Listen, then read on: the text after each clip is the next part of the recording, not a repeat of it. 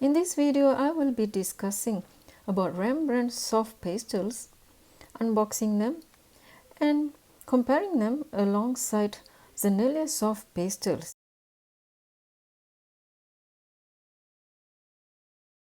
As well as a quick color swatch. So if you're new to soft pastels and would like some insights about how this medium works, then this video could be the right one for you. Hello and welcome to my channel. Well, usually I make watercolor tutorials, but occasionally I also make demonstrations on soft pastels. So as I've already mentioned, I'm going to be unboxing Rembrandt Soft Pastels, which I got from Amazon recently.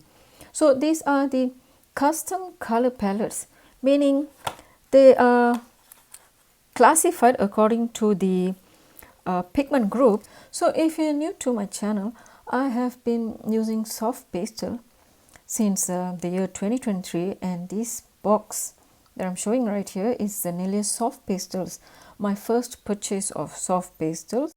And you can notice some of these are worn out, especially the white pastels. So I've been using Jaxel pastel as well as a substitute to my white soft pastels from Sennelier, which comes back to the question as in why did I shift from Sennelier to Rembrandt. I'm not sure if it's pronounced correctly. So it's not a shift or whatsoever. I just needed some extra color palette which I couldn't find on Sennelier brand. They do offer 6 half soft pastels in a pack, which was on a limited edition if I'm not mistaken. However, the color grouping was not in my favor, meaning it was not what I was looking for. It was based on a particular painting theme. For example, a beach side or a mountain view and so on. So those colors, not the color palettes that I was looking for. So a quick info, Sennelier is a French brand, while Rembrandt is a Dutch brand, which means it's from Netherlands and it's produced by the Royal Talents. Looking at the screen, I've already unboxed the first mini series of the Rembrandt Soft Pastels in rose violet, commonly known as pink. And the size of the soft pastels is half sticks. The second mini series is categorized as lush greens, where it varies from very bright soft green to a dark green shade. These green shades are quite interesting. It's quite difficult to get this type of palettes, which is why Rembrandt's mini-series became very attractive to me. And finally, the third box is deep violets, or commonly known as purple shades. Once again, it varies from lighter shades up to darker tones. So a quick comparison between these two pastel brands, you would have noticed it's quite obvious that the Sennelier pastel looks thicker in nature, in other words chunky, and looking at Rembrandt's pastel, they seem to appear polished or wax-like finished as in a candle and does not stain as soon as I pick them up. As for Sennelier Soft Pastels, a slight rub onto your skin or your fingers, it quickly stains, because the nature of Sennelier Soft Pastels, these are extremely soft in nature, very powdery and creamy. Compared to the Rembrandt soft pastel, where I have to apply more pressure in order to get the pigment out.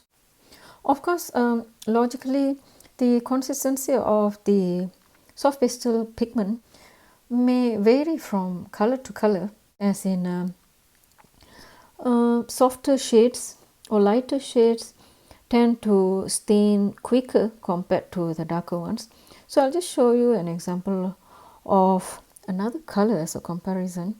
For example, this light violet from Rembrandt, I would say it still doesn't stain much when I start touching them or rubbing on them, but when it comes to the Sennelier's soft pastel, the moment I touch it, you can notice that my fingers are quickly stained with the pigment. You can notice even the finishing of the product itself. The Sennelier looks more matte and powdery, whereas the Rembrandt pastel has this shiny look on it, which is why I said it looks polished. So moving on, I'm going to make a quick color swatching of all these Rembrandt soft pastels. If you're interested to know the color swatching and unboxing of Sennelier Soft Pastels, you can check out the link that I've left on the screen as well as in the description.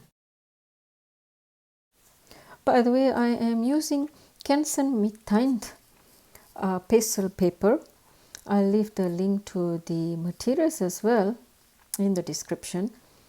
So kickstarting with the rose violets or pink, as I'm holding the pastel, I must say it's quite comfortable working with the Rembrandt pastels, simply because of its physical shape, which is sleek and polished in nature. So as I hold it, it is not even staining my fingers, so I find it comfortable switching from one pastel to another. So given its polished look in nature, which is influenced by the binder element in the soft pastels, so definitely the binding element in this pastel is the one which is giving it a very slender and sleek look of the pastel. So it's quite hard in nature. As I am working with it, you can notice it doesn't crumble easily, and because it is slightly harder, you can notice that the lines that I draw is quite sharp, quite in detail, which is helpful when you're attempting to draw something in detail, drawing a particular shape. So you want it to be in a very angular form. So this pastel will definitely help you to achieve that, as compared to a pastel which is extremely soft in nature, where it will be a bit difficult to draw the detailed shapes. So despite being soft pastels, Rembrandt helps you to draw all these shapes and lines in detail, given its hard consistency. So in a way, I think it's a good vibe that all this while I have been mentioning all the plus points of using the Rembrandt pastels. So it's time to mention the cons of it. I wouldn't call it a con. It's just that if you want it to score in a certain way, you'll definitely have some shortfall. Yep, nothing is perfect, right? So given the nature of the pastel, which is hard, easy to apply, draw, it is a bit difficult to stain the paper. It's not difficult compared to Sennelier Soft Pastel. Staining pressure needs to be applied more when you need to stain the paper more, meaning if you need your color to be darker on your painting, then you will have to paint more layers with the same shade.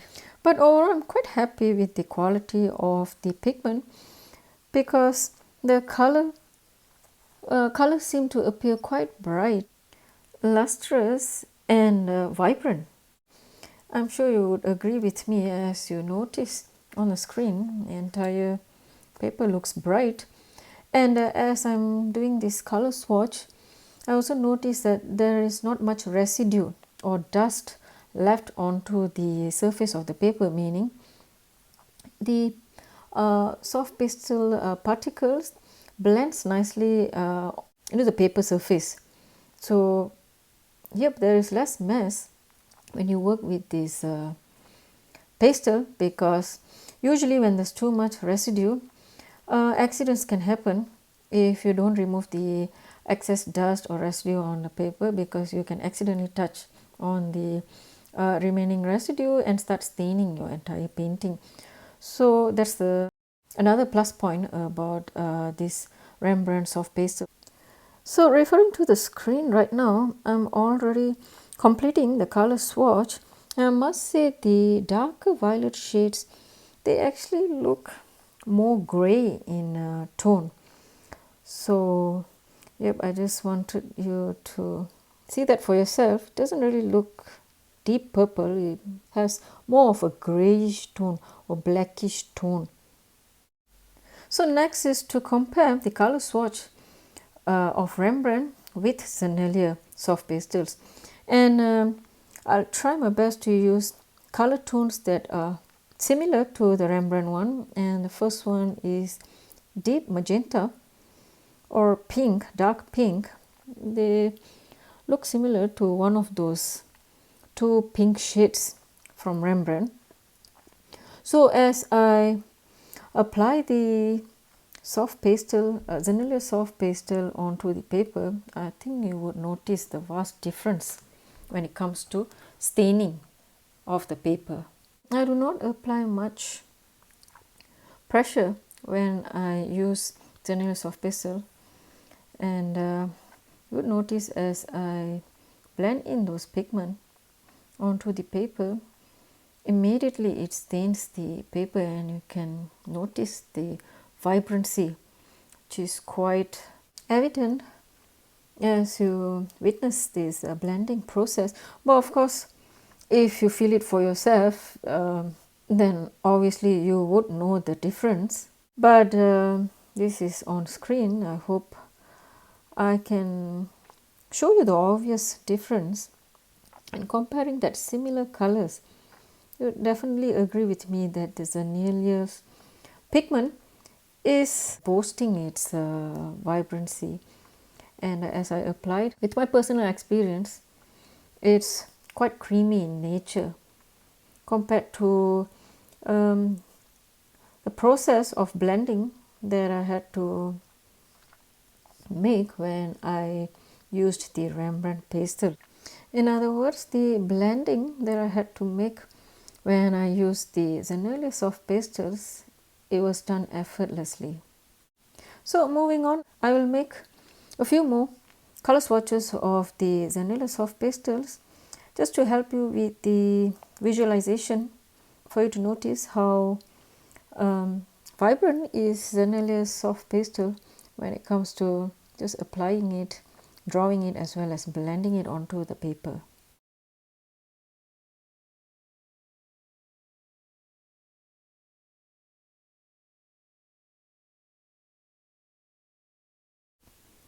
So since I do not have these dark violet shades on the Sennelier's color choice, since it's a set of quite basic colors, so I've used black in comparison. Given the nature of Sennelier Soft Pastel, which is very creamy and staining, you can notice my fingers are already dirty. And in order to remove the residue of the soft pastels, which is quite obvious when it comes to darker shades in Sennelier's soft pastels, I usually do not blow it off, though I used to do it in the earlier stages of my soft pastel journey. I feel it's better to remove them by dusting off into a separate container or a wet towel, because when you blow, you risk staining the other part, unstained part of your paper, as well as your desk, the wall facing your desk, and so on. So I've learned a hard lesson of dealing with the excess debris from soft pastel. So this is how I manage it. So overall, after the color swatch, I would definitely guarantee you that the Sennelier Soft Pastels are the best when it comes to staining and blending. And as for the Rembrandt's pastel, I think the violet series seem to have the highest staining capacity. As you can notice that it looks the most lustrous on the paper, while when it comes to the other two shades, especially the rose or pink shades, you can still notice some white spaces, which is the texture of the paper, whereas in Sennelier and the violet series of Rembrandt pastel, you can hardly notice those white textures on the paper, which means the pigment is quite dark and creamy. So coming back to the comparison, I forgot to make the physical comparison the earlier part of the video, whereby the Sennelier Soft Pastels appear shorter compared to the Rembrandt, simply because they are thicker in diameter compared to the Rembrandt one. But I assume in terms of weight, both would approximately measure the same weightage, and since they fall into the category of half pastels. So usually it's a common practice to seal the soft pastel painting with a fixative spray, and I am using Schmincke fixative spray. You can also get it from the Sennelier brand and other art brand. I'm using Schmincke simply because it's most common in the place where I'm staying currently. So you just spray it thoroughly and let the entire painting dry at least for a day. And the common thing that you would notice as soon as you spray the fixative is the color change in the pastel's pigment. So your painting would start to appear darker. However, I notice once the painting is completely dry, the painting looks normal or back to its original shades.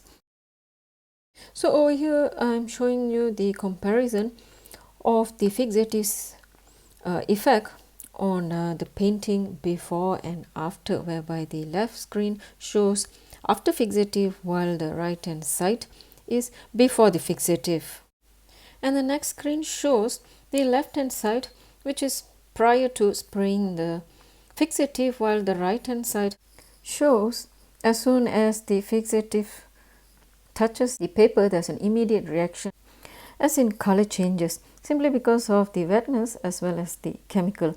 However, once the painting is completely dried, as I showed in the earlier screen, I noticed there's not much changes, maybe a very minimal percentage. Another changes that you might notice is the paper might have warped a bit, simply because of the wetness caused by the spray. Apart from that, I noticed some staining after applying fixative. For example, over here you can see some mild staining of the Sennelier Soft Pastels on the areas where you did not remember painting on it, which means there has been very micro particles of the pastel residue, which is not obvious for your bare eyes. But as soon as the fixative spray touches these areas, it has automatically stained, just like how I'm showing on the back of the paper. This is probably because that particular pigment is quite strong in nature, thus staining the back part of the paper as well. So of course this is not a big issue if you have painted the entire paper with pigment and do not have any white spaces. In my opinion, it would be a good idea to seal your paint with fixatives, simply because you do not want to damage your hard work on that painting. Simply because soft pastel are very prone to smudging. So a little abrasion on your painting could actually distort the entire painting's look. However, if you do not prefer to seal them immediately and would like to do that in the future when you're ready to frame it, then you can still protect the painting under a protective piece of paper, as in glassine or acid-free tissue paper. So before I end this video, I'd like to share with you the pastel pencils from Caran that I also pair with my pastel paintings, and these are usually used for fine details, as in a particular, just to sharpen a particular image, or I need some sharp looking objects or lines, then pastel pencil is the best way to go, simply because they are in a form of pencil, so it's much easier to hold them and make your drawings. They do not crumble easily and they are quite harder in nature. So there was a collection of pastel pencil offered by various art brands out there. So if you're interested particularly in knowing what Caran pastel pencils like, then do check out my video about it. The link is on the screen or in the description below. And my testimony for the Rembrandt Soft Pastels, I would say I'm overall happy with the quality and the feel of the Rembrandt Soft Pastels. Probably I'll make a tutorial solely on using the Rembrandt's soft pastel. So if you like this video and find it helpful, then do hit the like and share button, as well as subscribe to my channel if you haven't. See you again in another video. Bye.